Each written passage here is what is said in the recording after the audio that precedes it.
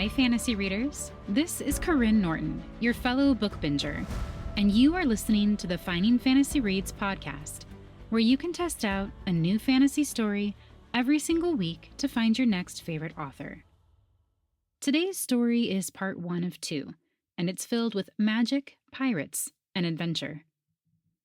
It's written by ZR McCormick, who began voyages into the world of Aldaria in between a career in IT, enjoying time with his beautiful wife, and chasing his own rambunctious younglings. This short story is a prequel for Zach's debut novel, which is currently on Kickstarter. Today's narrator is Paeter Frandsen, host of Christian Geek Central. Stick around to the end or check out today's show notes to see where you can find Zach's Kickstarter and Paeter's podcast. For now, please enjoy The Chase, Part 1, by ZR McCormick.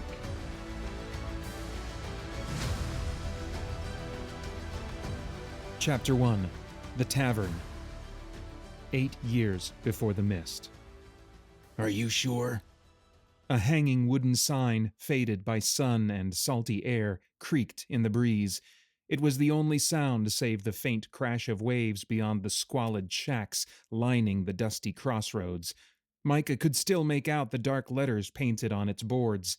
The Rum Barrel. The tavern was the most notorious in all of Farshore, avoided by the townsfolk, which was easy, being nestled on the outskirts near the sea cliffs. Only vagabonds, thieves, and desperate sailors ever came this far from the bustle of the small city, which only made the presence of 3 soldiers of the Carthmoor Guard all the more conspicuous. Micah eyed the tavern's sagging shingles, the weather-beaten timbers of its frame, and the piles of debris gathered around its walls. Mounds of cracked barrels, sun-bleached crates, and frayed netting, all smelling of stale fish and the sea. A line of bare, rocky cliffs ran from the stone walls of Farshore to the east, behind the row of run-down wooden shacks, and past the tavern before sloping towards the ocean in the distance. Captain Stormcrown? Said Lieutenant Callum, raising a thick brow. Micah sighed, pulling a hand through his short, dark hair as he turned to Callum and Nathan. Callum shifted, folding his mailed arms over his wide torso. Small beads of sweat glistened on his shaved head in the summer heat. Yes? If you go in alone, there's no guarantee you walk out alive, Callum growled, a frown pulling at the faint wrinkles near his eyes. This is too risky. You getting killed won't win any respect from the men. Actually, I concur, Nathan said, smirking. For once, the mage and I agree, Callum muttered. A miracle of God. Nathan held the same stance as the grizzled soldier, crossing his arms over his dark, unassuming tunic, though he looked far less intimidating than his towering counterpart. Yet what Nathan Voss lacked in appearance, he made up for in his powerful talents. Only a fool overlooked the young protector, and there were many fools in Farshore. One guardsman won't be seen as a threat, Micah countered. Aren't we threatening him? Nathan interjected with a glance at Callum. We're threatening him, right? Micah ignored him. It's enough to send a message, and if anything happens, you'll be close enough to head off any escalation. Nathan shrugged and leaned against a rickety post supporting the awning of the abandoned house. If you think it's best, I've got no qualms toasting the place if any pirates are feeling feisty. The last thing Farshore needs is you stirring up the Thieves' Guild like an angry beehive, Callum retorted. If Skrillus will drag his ugly face from his mug long enough to get the message, the city will be the better for it. Let's pray it doesn't come to that, Nathan, Micah added hastily. I want them to back off, not start a riot. Callum frowned again, his armor shimmering as he faced Micah. With all due respect, Captain, they're pirates, not disgruntled citizens. Farshore won't have peace until the lot of them are gone. Then let's hope he's not fully lost in his drink today, huh? Micah turned back to the rum barrel as Nathan and Callum drifted into the shadows of the buildings along the road. He inhaled, shoving his nerves aside, then marched across the street, his scale officer's armor clinking with every step. He gripped the leather-wrapped hilt of his sword as he stepped onto the boards before the weathered door, listening to the muffled laughter within. Elaway, protect me, he silently prayed. He hardened his face and reached for the handle. The second light spilled into the dim, smoky room. The boisterous shouts ceased. A sea of dirty, sunburned faces swerved towards Micah, every one of them scowling. The pungent smell of ale and stronger drink, along with smoke and grimy sailors, nearly made his eyes water. Micah strode into the room, his expression unwavering even as his pulse raced. He scanned the rough crowd and dilapidated tables, a rumble of angry mutterings whispering from the shadowed corners. None of them were his mark. Well, it seems the drink in Farshore's not strong enough for our new captain. Micah's head swerved to the left, and he gripped his hilt tighter. A pair of burly men with hairy arms and faded patched shirts shifted aside, revealing a small, worn table and a figure. Beneath his leather tricorn hat, a mass of matted peppery hair stuck out at wild angles, melding with a massive, tangled beard spilling nearly to the table. Years upon the sea had weathered and darkened his face. Only tatters remained of the cuffs on his faded black frock coat, and the sleeves had patches in several places. Yet despite the rough appearance, a sharp, dangerous gleam danced in his eyes, a look to make any prey wary. Pull up a seat, Captain, his gravelly voice commanded, and we'll chat. Blagus, ale, unless you prefer rum. No, thank you.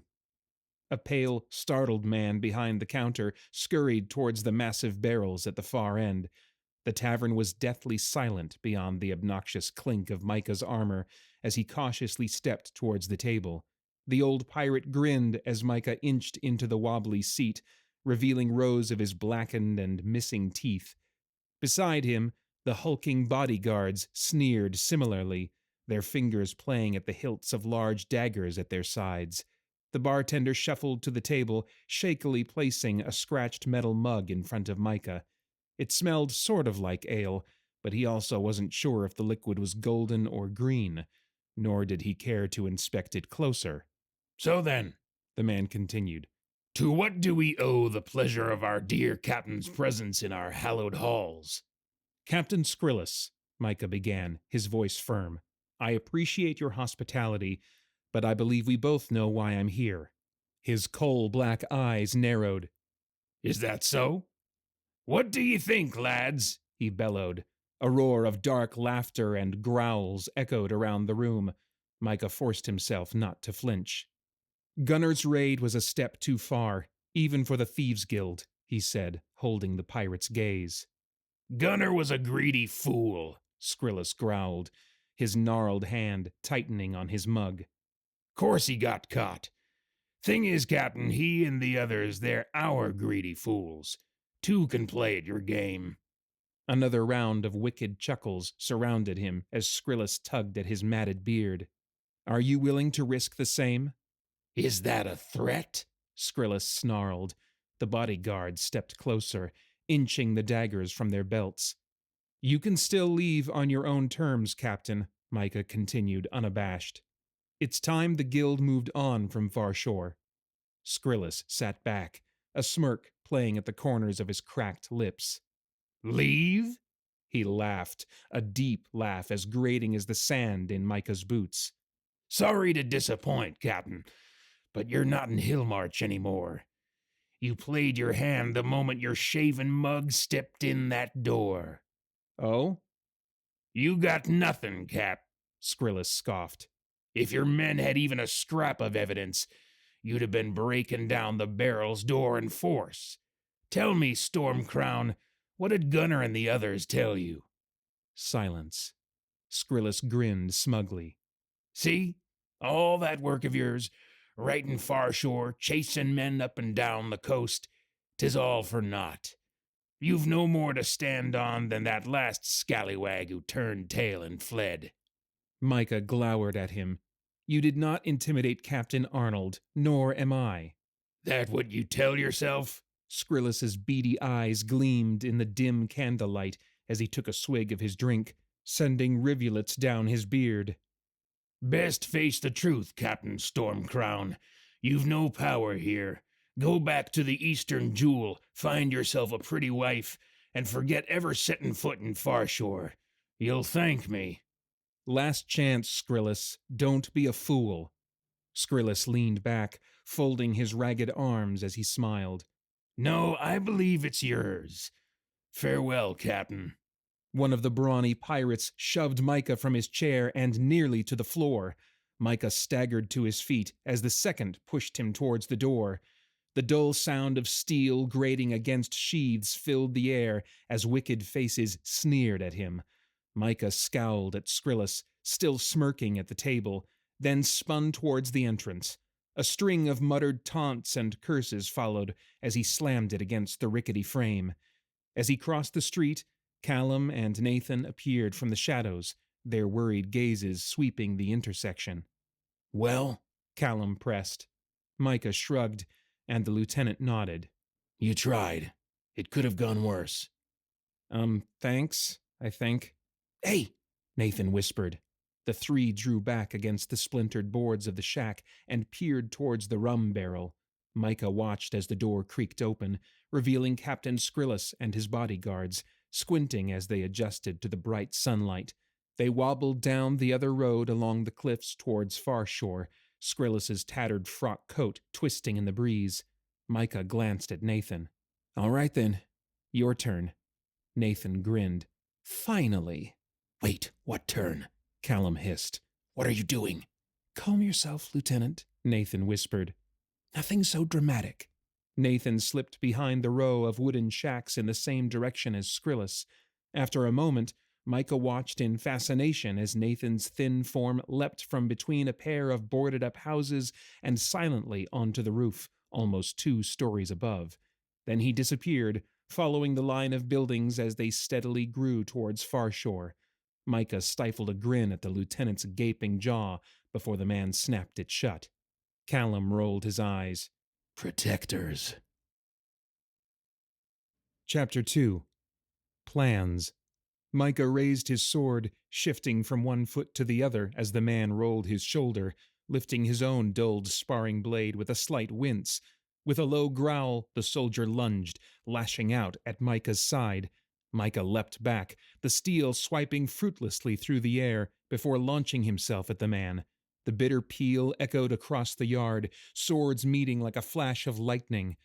The force shoved the soldier back a pace, faltering him just enough that as he stretched for another blow, Micah swung again, landing a light jab against the man's leather-wrapped thigh. With a gasp, the soldier staggered to a knee, drops of sweat from his long, chestnut hair scattering in the dust. It was a solid move, said Micah, breathing hard and offering a hand. Lean into your momentum. Wait too long, and you lose the element of surprise. The man looked up, concealing a scowl as he took Micah's hand and rose with a curt nod. Yes, sir. He stomped to the line of guardsmen leaning against the stone wall surrounding the training yard, several of them smirking. Micah glanced towards the open gates at the bustling street. Another for the mage, Micah heard him mutter. He swung back to the group. On this field, only your skill with a blade matters, he said evenly, eyeing each of them in turn. Several averted their gaze. He jerked his head towards the gates. Out there, against the guild, against the rest, your skill may be all that stands between life and death. Yours or another's. That is why you fight, and that is why I test you. Micah's eyes stopped on the first man, who stared back, his scowl reduced to a frown. Yes, sir, added another soldier, glaring at the first. Dak doesn't speak for all of us. Micah nodded. At least he'd made progress with some of them. Reem, take Kieran for the next patrol. The rest of you dismissed. He followed as the group filed into the barracks before turning aside to the narrow, torch-lit stairs rising to the floor above. At the top, he pushed open the heavy door to the captain's office. Callum's boots echoed across the pale stone as he paced inside, his brow furrowed. Micah crossed the room and spread his hands atop his wide oaken desk, trying to ignore the lieutenant's unease and focus on a mound of wearisome shipping logs. The faint murmur of Farshore's streets drifted from the windows overlooking the training yard below. Callum glanced at the disappearing daylight outside the barracks and sighed. He should be back by now. Micah flipped to another page in the stack. Knowing Nathan, he probably stopped at the Dancing Crab on the way. He'll be fine. Callum stared at him, raising a brow. We're set to take on the most dangerous pirate in Carthmore, the leader of the Thieves Guild, and he'd get sidetracked for a drink? Micah shrugged. Is he always like this? Micah looked up from the scattered papers and stepped back. He has been for all the years I've known him. I couldn't tell you how many classes he missed at the college. Why'd you request him, then? Said Callum, folding his arms. They had both exchanged their guardsman armor for simpler and thankfully much cooler tunics since returning to the barracks. I'm sorry, Captain, but I just can't take him seriously. Micah drummed a finger on the desk and smiled. That's why. I don't understand, grumbled Callum. How does that help us? The Farshore Guard has tried infiltrating the guild, a dozen times? He doesn't talk like the guard or act like the guard, and he has the skills we lack to get the information we need. You mean magic? Callum spat out the word like poison. Micah nodded. You were a protector. Couldn't you have just used yours and saved us all the trouble? It doesn't work that way. I'm not skilled in the way Nathan is. Suddenly, the door to the office swung open, startling them both. Nathan stood there, leaning against the frame and grinning. He's really not.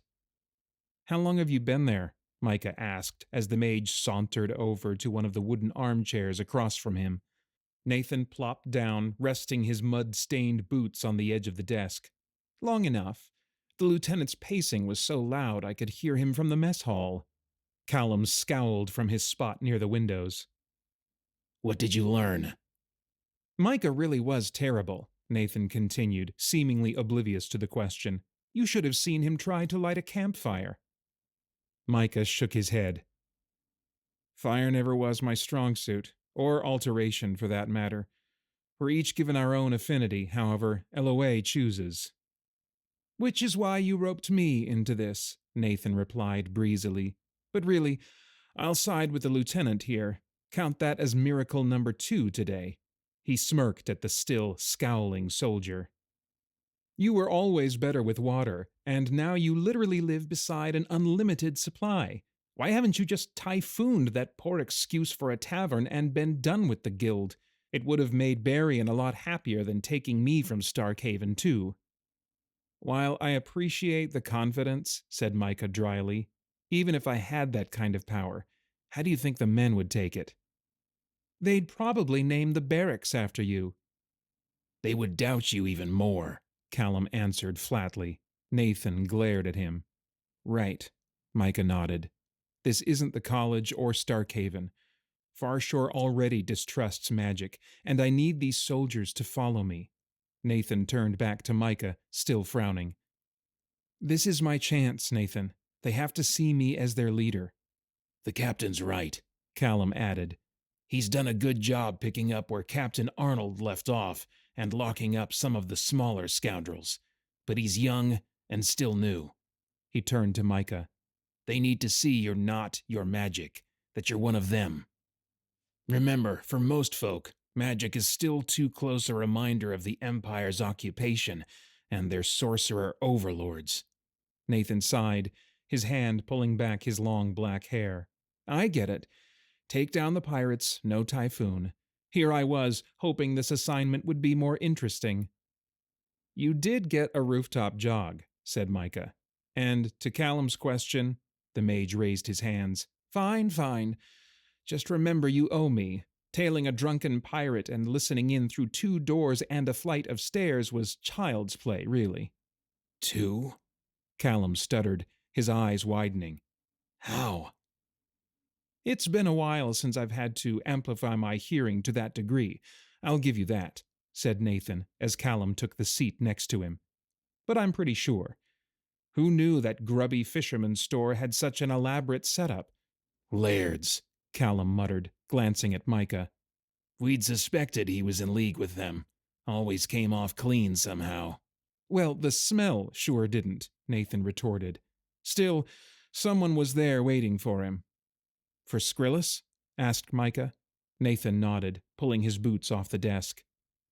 Another man. Sounded only half as drunk as Skrillex, so I figured one of his crew. Skrillex railed about you for a bit, and he had some very unnice things to say. Micah smiled. At least he'd gotten to him. They're planning a raid, Nathan continued. Honestly, I think just because you made him angry. When? Tomorrow evening. Something about a merchant ship. Sounded like a big prize. Micah tossed a set of journals to the side, searching the pile of logs for one he had seen earlier in the flickering candlelight. He paused on a leather-bound book, flipping through the pages. Here. He tapped a line near the end of the manifest. A merchant ship out of Westrock is expected in Starkhaven soon. Luxury goods from Pell. I'm not surprised he couldn't resist. We can take him down before he ever sets foot on the docks, Nathan declared. Micah shook his head. No, not this time. We need to catch him in the act, and send a message to the guild in Edros. I agree, Callum replied as he stood from his seat. I'll have the men ready the ship and head after him once he's left the harbor. Have the ship prepared, Micah instructed, but I'll see to this one personally. Callum raised a brow, then nodded thoughtfully. Yes, sir. I believe the men will approve. Nathan made a noise and crossed his arms. Well, it's not like I'm going to wait around in the sand for you all. Count me in.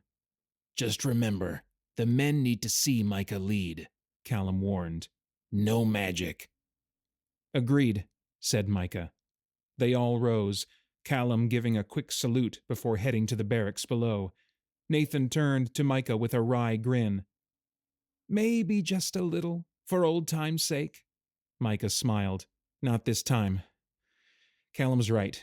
We have to do this on our own. Nathan studied him for a moment. You've hardly used our training since you started back in Hillmarch, he observed, almost wistfully. Remember what our instructors said? The longer you go without a connection, the harder it becomes to reestablish. You could lose your power altogether. Micah shrugged, pushing aside the tickle of remorse. I'm surprised you were listening. We all make sacrifices. Maybe this is the one God intended for me. Not for me, he muttered.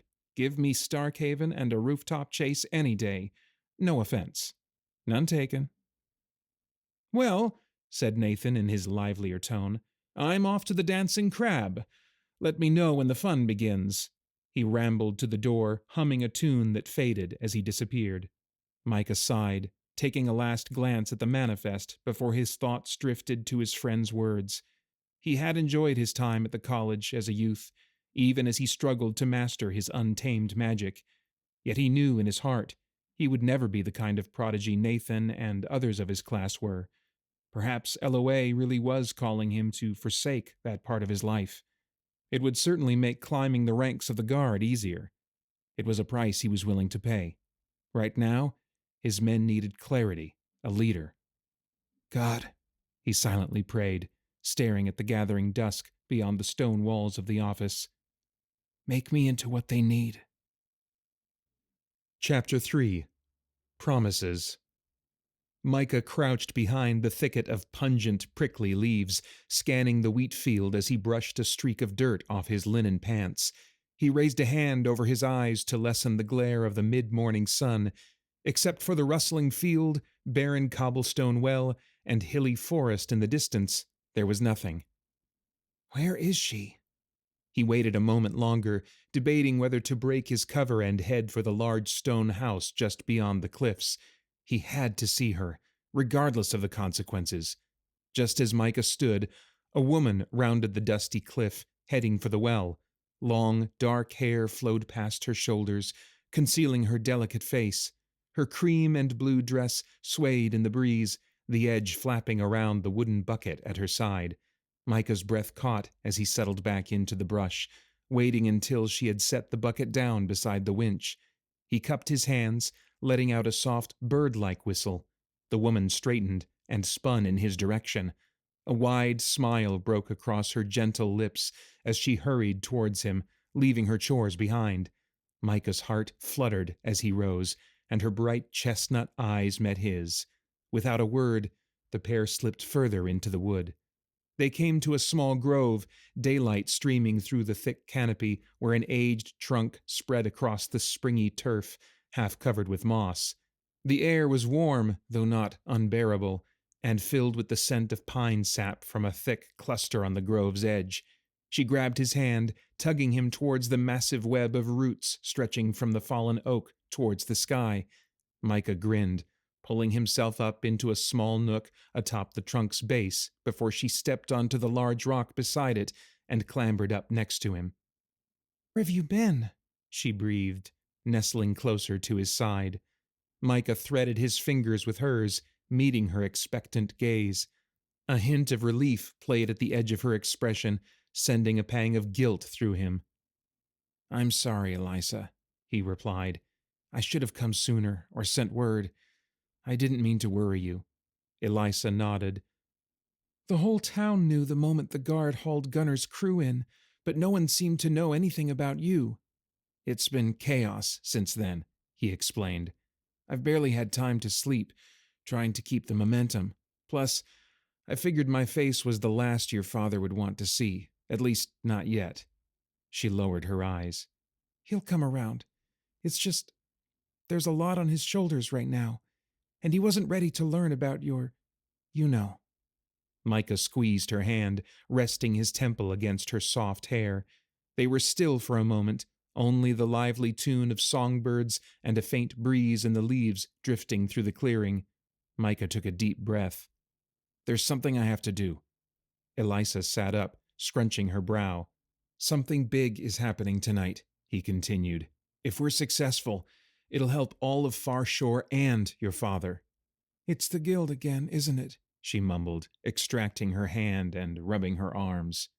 "If I stop Skrillex now, Far Shore will finally have peace, and your father's shipments can resume."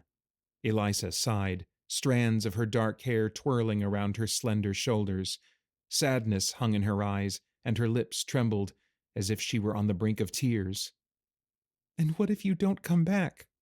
Micah winced, fresh guilt cutting across his heart. "I will." He gently pulled her hand back into his. "I have to do this, to prove to the men and your father I'm not some dangerous mage or inept officer, that I'm ready." "Is this for them or yourself?" He shrugged, unsure himself of the truth, and she dropped her gaze to the rustling grass. "What will you do?" she finally asked. "You know, when you return." "I'll ask him again." Surprise covered her gentle face as she spun back to him. "You think it's enough for him to say yes?" "You tell me. This is for him and our future as much as it is for Far Shore." Eliza thought for a moment, nodding slowly. "I think he'll be grateful, considering. But let me talk to him first. You're more than just your magic. He'll hear it better from me." She smiled, leaning to kiss Micah lightly on the cheek. "You promise you'll come back? Because I'll be furious if you don't." He laughed, hugging her to his side. "Well, we can't have that." His lips met hers, a brief, longing kiss that left his heart racing, nearly sending him from the log. Eliza stifled a laugh as he awkwardly slid down, helping her back onto the grass. She looked wistfully at the trees as he held her close. "I should get back before anyone misses me," Eliza whispered. Micah nodded and resigned to escorting her back to her father's fields. They retraced their steps through the trees, their hands woven together. At the edge of the brush they paused, and Micah drew her close, savoring the warmth of her body and the scent of her hair as she pressed against him. Eliza kissed him once more, her bright eyes lingering on him, before slowly extracting herself. Her slender fingers left his, and she slipped back through the waving fronds towards the well. Micah watched her a moment longer, letting the longing ache in his heart linger as it blotted out his nerves. Then, silently, he slipped back into the whispering trees. Images of Eliza still danced in Micah's thoughts as he shuffled through the city gates and down the hot, dusty cobblestone road. He hardly acknowledged the passing stream of scraggly clothed laborers and creaking merchant carts, until he rounded a tall plastered building and found himself outside the Dancing Crab. The tired beams and mortar of its exterior could hardly contain the boisterous song echoing into the street. Micah shoved open the weathered door, letting the overwhelming noise and woody, ale-soaked stench drown out his daydream. He stepped into the dim, low-ceilinged tavern, scanning the sea of thick wooden tables and smattering of patrons. In a second, he discovered the source of the music in the far corner, and sighed. Figures. Micah wove between the seats, the volume growing as he neared the group. Ragged, lively dock workers surrounded another man, wildly strumming a lute atop a wobbling chair, his back to Micah. The man up high yelled down below, "Look out, boys, turn fast, not slow." What he saw they did not know, and as they did, he turned to see upon the rocks the dreaded she. The siren's cry, he came again. Too close, they sailed upon the wind, until the cleft came to the boat, and then they saw 'twas but a goat. The group roared as he played, the creaking chair tottering this way and that. Too far. It careened backwards, nearly sending him into Micah, who jumped out of range. Still strumming, he stumbled to a stop, finishing the song with a flare as the dock workers whooped and cheered. He bowed, his long black hair nearly touching the stone floor. Then he spun around, his pale face nearly colliding with Micah's. "Having fun?" asked Micah.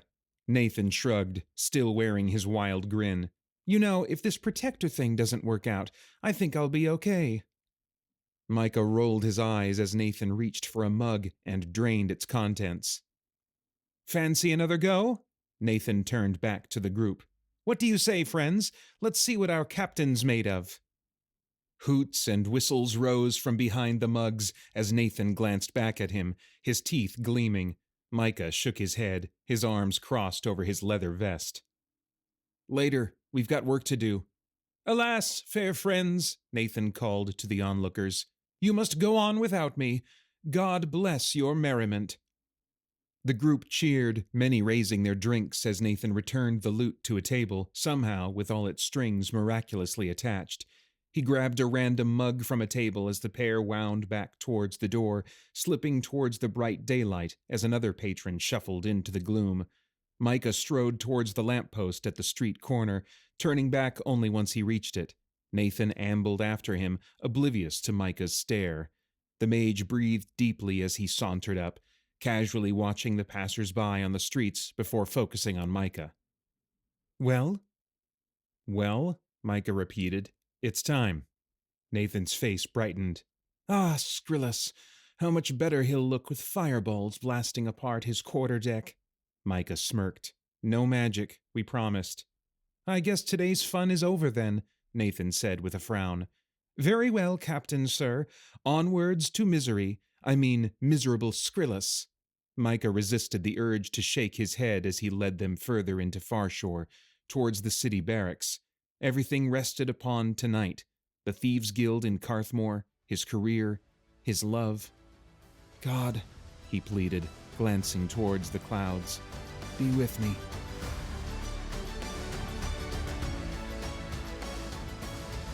I hope you enjoyed listening to The Chase, Part 1 by ZR McCormick, narrated by Paeter Frandsen of Christian Geek Central. Be sure to check back next week for the second half, but if you already know you want to read more by Zach, check out his Kickstarter for Awakening, the first book in the Oath-Sworn Chronicles. The Kickstarter is running through the end of April 2025, and I'll have a direct link in the show notes. But if you're listening to this down the road, you'll want to check out his website at zrmccormick.com instead. If you enjoyed listening to Paeter narrate the story, you might also enjoy listening to his audio dramas at spiritblade.com or his podcast, Christian Geek Central, where he discusses movies, video games, and all things enjoyed by self-proclaimed geeks from a Christian worldview. If you haven't already signed up for the Finding Fantasy Reads newsletter, now is the time.